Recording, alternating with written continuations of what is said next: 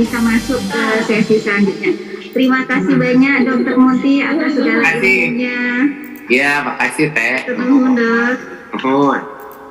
Ya, Bapak dan Ibu sekalian, kita akan masuk pada sesi selanjutnya di mana akan ada sharing session survivor CA Servi. Saya sapa terlebih dahulu Ibu Cucu Setiawati. Selamat pagi Bu Setiawati.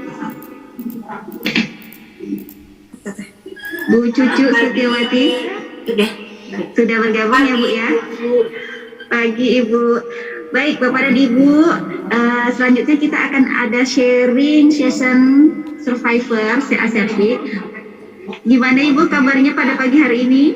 Alhamdulillah sehat. Alhamdulillah sehat. Ibu punten berkenan ya pada hari ini berbagi kepada kami semua di sini selaku peserta bagaimana awal cerita Ibu bisa dideteksi, kemudian bagaimana pengobatan yang Ibu sudah lakukan sampai sejauh ini.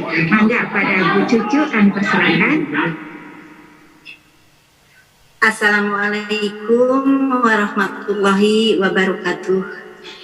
Nama saya Cucu Setiawati, usia sekarang 49. Jenis CA yang saya hadapi adalah CA serviks, waktu itu stadium 2B, dan saat ini sudah 5 tahun berjalan. Tanggal diagnosa saya waktu itu tanggal 12 November 2016. Gejala yang dirasakan sebelum terdiagnosa yaitu setiap kali berhubungan selalu ada darah dan selalu mengeluarkan cairan bening, tapi tidak berbau, tapi bening. Dan sebelumnya 4 bulan sebelum terdiagnosa itu saya sudah berhenti menstruasi, sudah berhenti. Nah, di situ menjadi pertanyaan dalam diri saya, sehingga saya mau diperiksa karena ketidaknyamanan itu setiap hari selalu mengeluarkan cairan dan juga setiap berhubungan itu selalu mengeluarkan darah, tidak banyak tapi ada gitu. Waktu itu saya langsung periksa dan tadinya mau pap smear, tapi kata dokter kandungannya ini nggak bisa pap smear, harus langsung biopsi karena di dalamnya itu udah ada darah. Nah langsung saya biopsi. Nah setelah ada hasil, udah ada hasilnya itu, perasaan saya tidak enak ya, karena waktu itu suami saya tidak memberitahu apa yang terjadi pada diri saya. Dia sama sekali tidak memberitahu, dia sembunyikan. Saya bilang, apa Pak hasilnya? Dia bilang, belum jelas, nanti kita ke dokter aja yang di Bandung, katanya. Nah, setelah itu besoknya kami berangkat ke Bandung. Di situ saya shock karena langsung mendengar penjelasan dari Profesor Herman bahwa saya terkena kanker serviks. Di situ saya shock sekali, ibu-ibu. Saya nangis sejadi-jadinya karena saya ingat pengalaman ibu mertua saya juga terkena kanker serviks sama stadium 2B.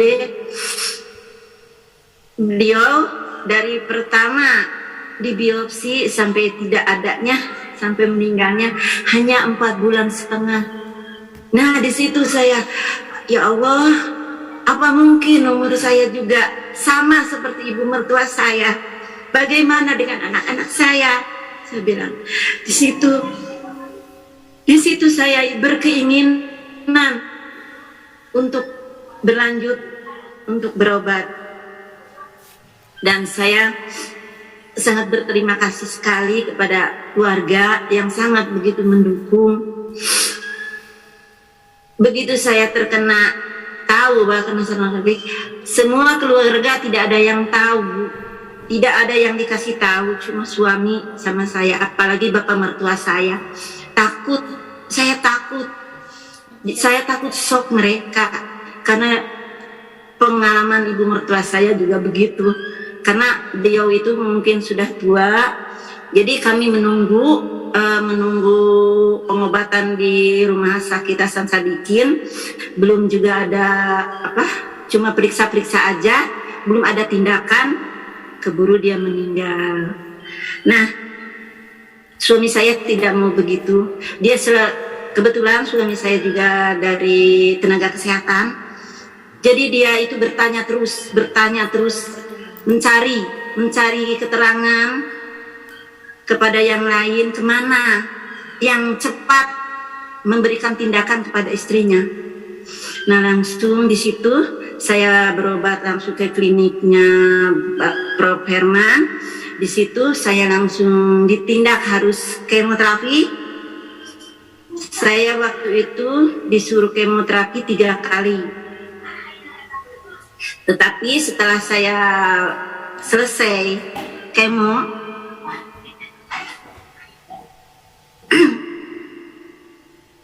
saya 6 kali di Perisai Husada. Terus langkah pengobatan yang selanjutnya yaitu radioterapi yang ke-25 kali dan radioterapi dalam 3 kali. Itu radioterapi yang 25, itu radioterapi luar.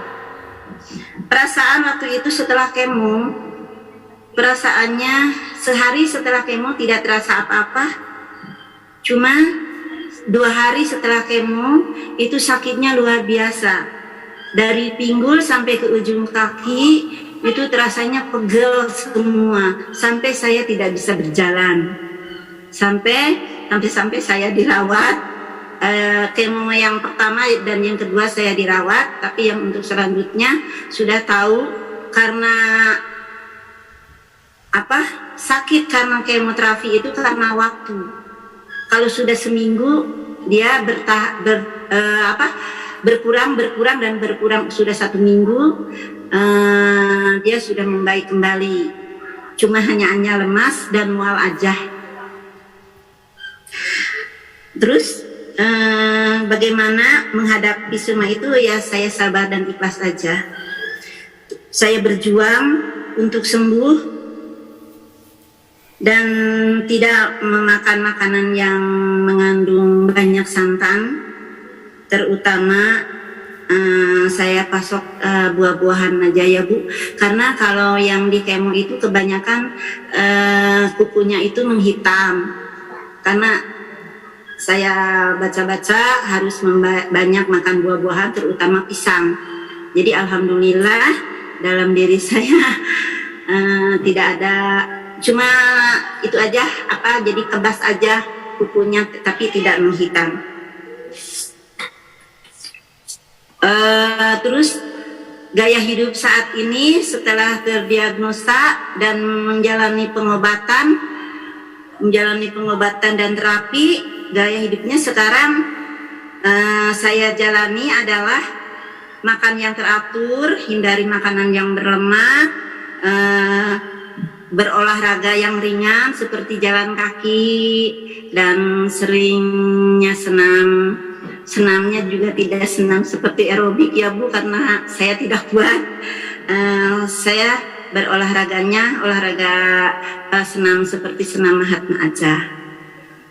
Di situ saya mengenal selama kemo di Perisai Husada, saya mengenal adanya grup PRCC. Di situ kami bergabung dengan orang-orang yang senasib seperjuangan. Di situ saya banyak sharing karena mereka dari grup PRCC itu banyak memberi support dan semangat kepada saya. Mereka juga karena dapat yang saya bisa itu ya sharing dengan teman-teman yang lain. seperti Mbak Regina, saya terima kasih sekali kepada Mbak Regina, Bu Nunung, Bu Ven, Bu Pani, juga kepada Cilina, Bu Sita. Saya terima kasih sekali diperkenalkan dengan PRCC. Saya bergabung dengan beliau, saya bisa menambah keluarga dan banyak sekali ilmu-ilmu yang saya dapat. Dan kepada sahabat dan rekan-rekan semua, seandainya ada gejala yang aneh pada diri kita, saya sarankan periksalah secara dini, karena dengan terdeteksi secara dini mungkin lebih mudah untuk diobati, dan jangan lupa untuk hidup sehat. Mungkin itu pengalaman saya, Bu, yang bisa saya ceritakan. Baik, hatur nuhun Bu Cucu Setiawati, luar biasa sekali pengalaman hidup yang sudah beliau sampaikan. Semangat beliau ini mungkin juga menjadi bahan pelajaran juga buat kami. Terima kasih banyak Bu Cucu Setiawati sudah berkenan sharing bersama kami semua.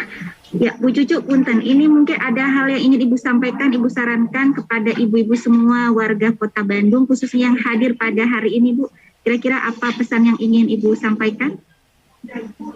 Oh ya, mungkin yang ingin saya sampaikan kepada ibu-ibu,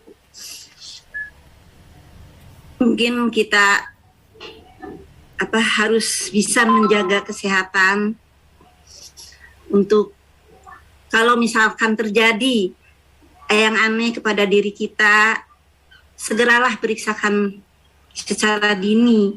Karena dengan demikian mungkin kalau secara dini, terdeteksi dini, mungkin akan lebih mudah untuk diobati. Kata dokter-dokter yang sudah kan begitu ya, daripada sudah mungkin stadiumnya sudah parah. Nah itu lebih mungkin agak susah. Dan kalau seandainya kondisi kita masih sehat, masih kuat, mungkin akan lebih bisa melawan sel kanker tersebut gitu, Bu. Ya. Iya, hatur nuhun Bu Cucu, luar biasa. Begitu ya Bapak Ibu sekalian, beliau juga menyampaikan jangan lupa melakukan deteksi dini sejak dini. Itu salah satu pesan yang beliau ingin sampaikan kepada kita semua, para kaum wanita, khususnya yang hadir pada kegiatan hari ini. Terima kasih banyak Bu Cucu atas berkenan sharing pengalaman bersama kami semua. Ya, Bapak dan Ibu sekalian, karena waktu juga yang membatasi kita, hari ini hari Jumat, sebelum kegiatan hari ini, saya lihat juga di kolom pertanyaan sudah tidak ada lagi pertanyaan. Baik, sebelum kegiatan hari ini kita akhiri, akan ada penyampaian arahan dari Ibu Kepala Seksi P2 PTM dan Keswa Dinas Kesehatan Kota Bandung. Mangga kepada Dr. Intan Anissa, kami persilakan. Baik, terima kasih ibu-ibu dan bapak-bapak, karena saya lihat juga ada beberapa orang bapak yang hadir. Terima kasih telah hadir sejak pagi dan mengikuti sampai selesai. Dan saya juga mohon izin untuk menghaturkan terima kasih kepada Ibu Ketua DWP Kota Bandung, Ibu Cici Emma Sumarna, yang berkenan membersamai kehadiran kegiatan kita pada hari ini dari pagi sampai siang hari. Hatur nuhun Ibu. Sami-sami Bu. Bapak Intan, sami-sami. Ya, hatur nuhun. Kemudian saya lihat juga ada Bapak Lurah Pungkur dari Kecamatan Regol yang hadir secara pribadi mengikuti kegiatan ini, dan juga ada dari kelurahan-kelurahan lain. Kami menghaturkan terima kasih banyak.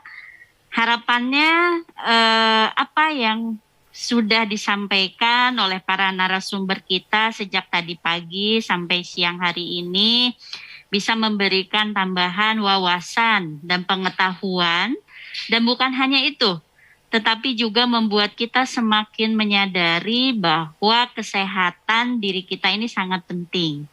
Tadi narasumber terakhir Ibu Cucu Setiawati telah berbagi dan juga mengajak kita semua, ayo kita deteksi. Jadi bahkan mungkin kalau saya perlu menambahkan, jangan juga nunggu gejala untuk deteksi kanker pada WUS ini, lebih baik dari sekarang, Bu, gitu ya. Pada wanita-wanita yang sudah menikah bisa segera menghubungi puskesmas terdekat untuk bisa mendapatkan pelayanan deteksi dini kanker pada usus berupa pemeriksaan IVA-tes dan sadarnis. Bagi yang belum menikah mungkin bisa melakukan sadarnis. Nah, kemudian Bapak Ibu, harapannya setelah pertemuan ini di kelurahan coba dilihat teman-teman kerjanya yang perempuan ada berapa orang. Kemudian bapak-bapaknya juga pasti sudah punya istri. Mohon informasi yang didapatkan hari ini disampaikan kepada teman-temannya. Kami haturkan terima kasih kepada para narasumber, Dokter Popi tadi sudah ada kegiatan lain, kemudian Dokter Andi, Dokter Monty, dan juga Ibu Cucu Setiawati yang sangat yang sharing hal-hal yang sangat berharga untuk kita semua pada hari ini. Terima kasih sekali lagi. Wabillahi taufiq wal hidayah. Wassalamualaikum warahmatullahi wabarakatuh. Waalaikumsalam. Baik Bapak dan Ibu sekalian, dengan ditutupnya kegiatan oleh Ibu Kepala Seksi P2 PPM dan Kesehatan Jiwa Dinas Kesehatan Kota Bandung, maka berakhir pula kegiatan dari pagi hingga siang hari ini. Terima kasih banyak kami ucapkan sekali lagi kepada seluruh narasumber yang sudah berkenan memberikan ilmu dan sharing pengalamannya. Terima kasih banyak juga kepada Ibu Cucu yang juga berkenan sharing pengalaman hidup pada kami semua dan tentu kepada para peserta kegiatan lainnya. Saya dan selaku panitia penyelenggara kegiatan mengucapkan banyak terima kasih dan mohon maaf apabila ada kekurangan dalam penyelenggaraan kegiatan. Sampai bertemu di kegiatan selanjutnya. Wabillahi taufiq wal hidayah. Wassalamualaikum warahmatullahi wabarakatuh. Salam sehat selalu.